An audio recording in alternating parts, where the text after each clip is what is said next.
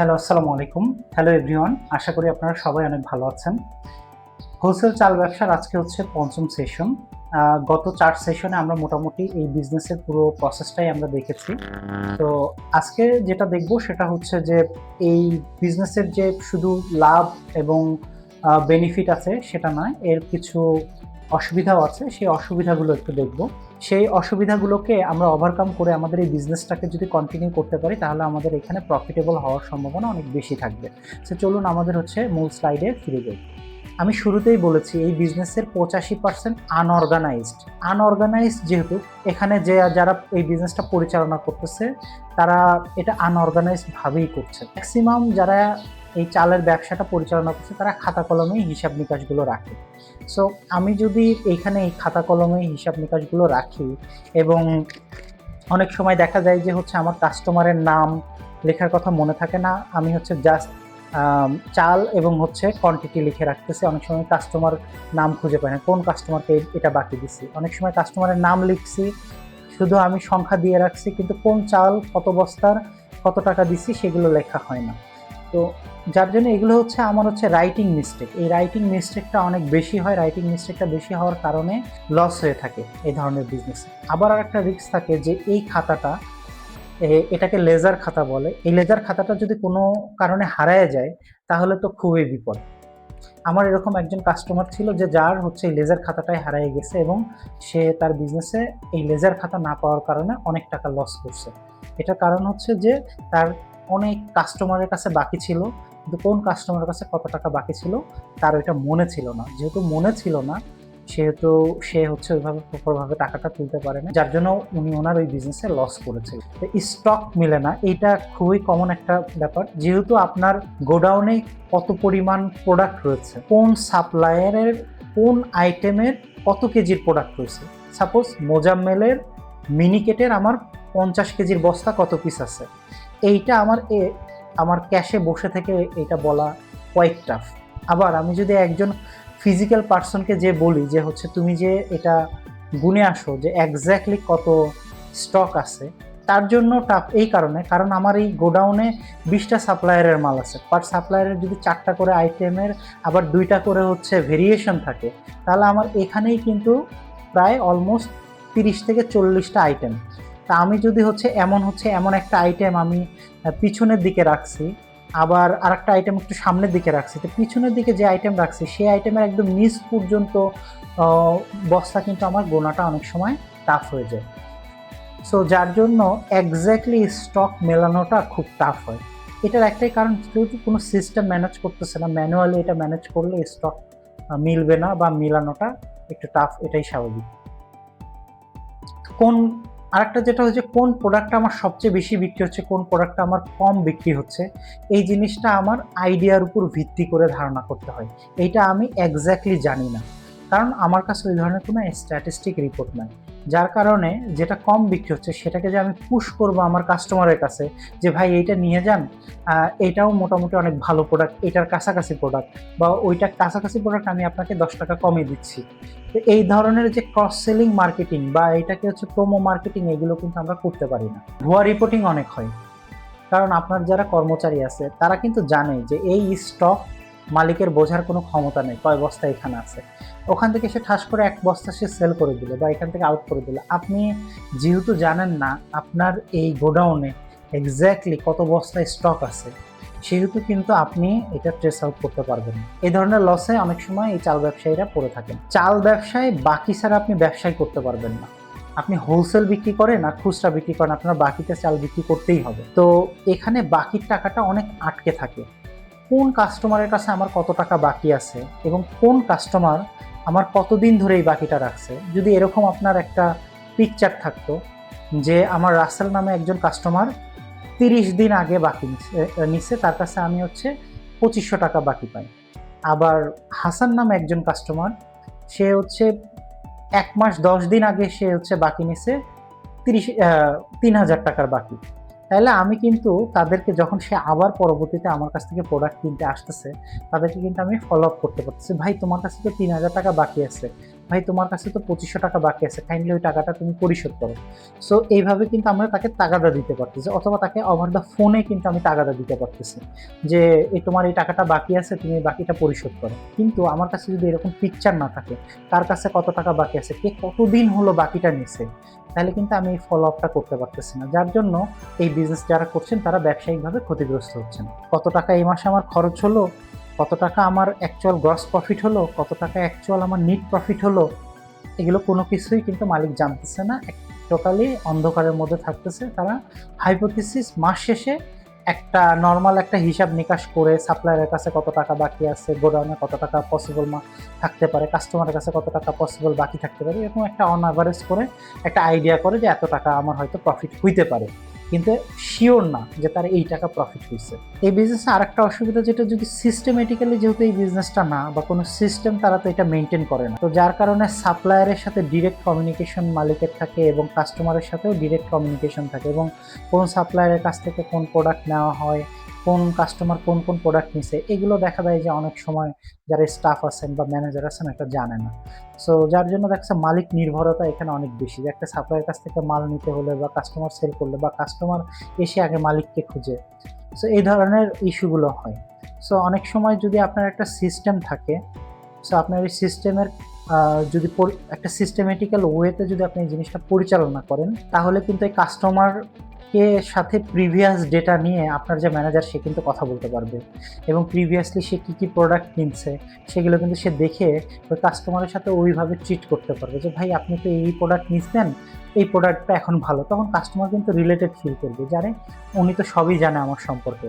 তখন আপনার মালিকের সাথে যে বা আপনার সাথে যে সখ্যতা, সেই সখ্যতা কিন্তু আপনার যে ম্যানেজার বা আপনার যে স্টাফ তার সাথেও কিন্তু তৈরি হবে। এই যে ডিটেলস ডকুমেন্টে আপনার এখানে সম্ভাব্য ঝুঁকি ও মোকাবেলা পরিকল্পনা, এখানে আরও অনেক ডিটেলস জিনিস এখানে দেওয়া আছে। এইটা যদি আপনারা আরেকটু ডিটেলস পড়েন, এখানে কিন্তু আপনি আরও অনেক কিছু এখানে জানতে পারবেন। এই ব্যবসা যদি আপনি করতে চান, আপনি তো অনেকগুলা স্লাইড দেখে আসছেন, তার মধ্যে যদি আমি র্যাঙ্কিংয়ে রাখি, তাহলে আমি এটা হচ্ছে এ ক্যাটাগরির স্টার প্রোডাক্ট, যেভাবে আমরা এ স্টার প্রোডাক্টটা আমরা যেভাবে রাখছি, এই স্লাইডটাকে আমি এ স্টারে রাখছি। এইটা বোঝাটা আপনার জন্য খুব ইম্পর্টেন্ট এই ব্যবসাটা করতে গেলে। দেখেন এখানে এটার জন্য কিন্তু আমার একটা স্লাইড করার দরকার ছিল না, এটা করছি কেন, কারণ এই বিজনেসের গোমরটা আমি আপনাদেরকে ভেঙে দিচ্ছি। এইটা যদি আপনি ঠিকভাবে মেনটেন করতে পারেন, আপনি এই বিজনেসে প্রফিটেবল হবেনই। এইটা আর আরেকটা আছে সাথে, সেটা হচ্ছে যে আপনি কখন স্টক ইন করবেন, স্টক আউট করবেন, যেটা শুরুর দিকের একটা স্লাইড ছিল। সো তার মানে আমি এই দুইটা স্লাইডারকে আমি হচ্ছে এ স্টার দিচ্ছি। স্টার প্রোডাক্টের মানে আমার স্টার স্লাইডের দুইটা এ স্টার স্লাইড। আপনি কাস্টমারের কাছে যখন 20 দিনের অতিরিক্ত আপনার বাকি থেকে যায়, আমরা একটা জাস্ট এক্সাম্পল দেখি, কারণ আমার কোনো একটা কাস্টমারের কাছে আমার 5,000 টাকা বাকি আছে, তো 5,000 টাকা তার কাছে প্রোডাক্ট বিক্রি করে আমার প্রফিট হয়েছে হচ্ছে 500 টাকা। তো 500 টাকা সে আমাকে এই 5,000 টাকা আমাকে ফেরত দিচ্ছে ধরেন 2 মাস পরে। তাহলে আমার তার কাছে কিন্তু দেখেন এই 2 মাস ধরে আমার এই 5,000 টাকা কিন্তু আটকে থাকতেছে। কিন্তু এই 5,000 টাকা যদি আমার কাছে চলে আসতো অন টাইমে, তাহলে আমি কি করতে পারতাম, এই 5,000 টাকাকে 2 বার করে আমি রোলিং করতে পারতাম। 2 বার করে রোলিং করলে আমার কি হচ্ছে, 10,000 টাকা আমি রোল করতে পারতাম। 10,000 টাকা রোল করলে কি হতো, আমার যদি আরও 500 আমার 1,000 টাকা বেনিফিট আসতো। অর্থাৎ এই 5,000 টাকা যদি আমি সঠিক টাইমে তুলতে পারতাম, তাহলে কিন্তু আমি আরও 1,000 টাকা বেনিফিটেড হতাম। তা আমি যেহেতু সঠিক টাইমে এই 5,000 টাকা তুলতে পারি নাই, যার জন্য কিন্তু আমি এই 1,000 টাকা আরও লস করতেছি। একে তো হচ্ছে আমি বাকির টাকা তুলতে পারি না, সেটার একটা লস, আবার দ্বিতীয়ত হচ্ছে আমি যে 1,000 টাকা আরও প্রফিট করতাম সেটাও লস।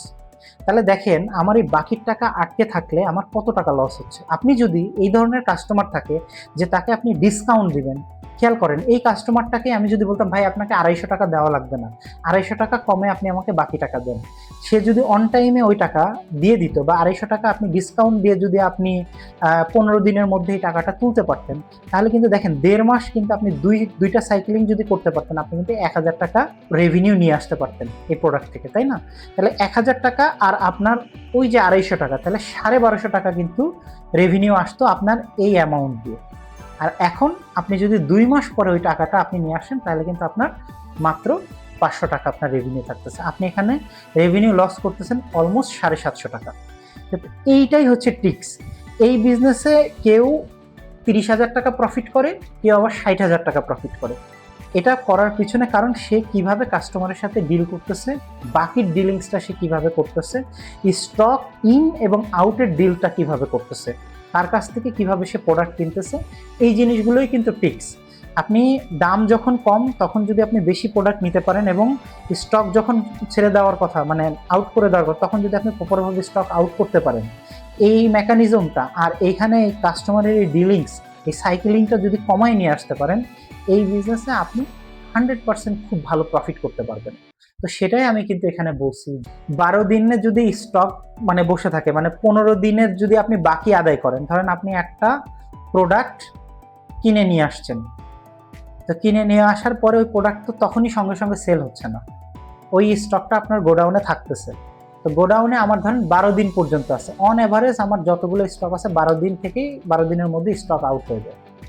তারপরে আমার 12 দিন, তাইলে আমার 5,000 টাকা 12 দিন আমার কোথায় আটকে থাকলো? স্টকে।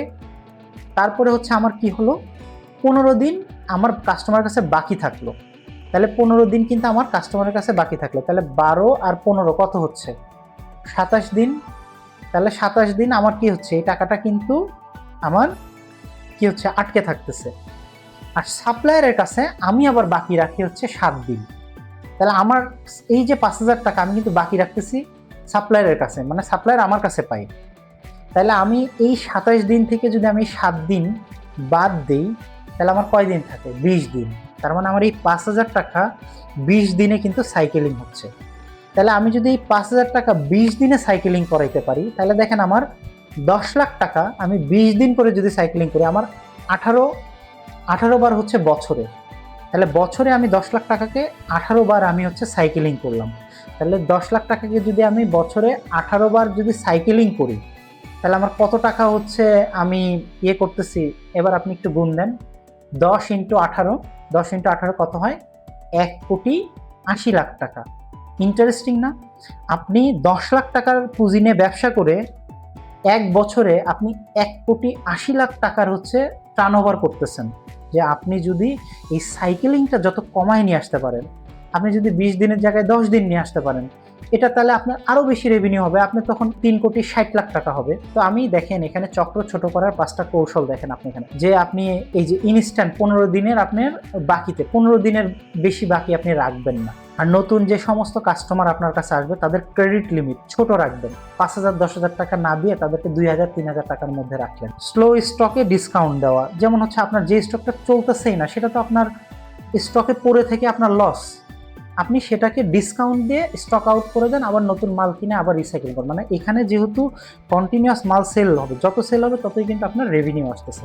তা আপনি কন্টিনিউয়াস সেল করতে হবে বা সেলের মধ্যে থাকতে হবে। যে স্টকগুলো 2 মাস 3 মাস হয়ে যাচ্ছে, তাড়াতাড়ি ওই স্টকগুলো স্টক আউট করে দিতে হবে। একটা চাউলের বিজনেসে আপনি 3 মাসের বেশি স্টক আপনি রাখবেনই না। আপনি যখন একটা রাইস মিল থেকে একটা চাউল নিয়ে আসেন, তখন ওই চাউলের একটা নির্দিষ্ট টেম্পার থাকে, মোটামুটি 3 মাস পর্যন্ত এই টেম্পারটা থাকে। তা আপনার একটা টার্গেট থাকবে যে 3 মাস ম্যাক্সিমাম কোনো স্লো প্রোডাক্ট যেন 3 মাস পর্যন্ত থাকে, তার বেশি যেন কোনোভাবেই আমার এখানে না থাকে। ওটাকে তারপরে ডিসকাউন্ট দিয়ে হোক, যেভাবে হোক, একটু লসে হোক, আপনাকে ওইটা স্টক আউট করে দিতে হবে। এইটাই কিন্তু বিজনেসের মূল খেলা।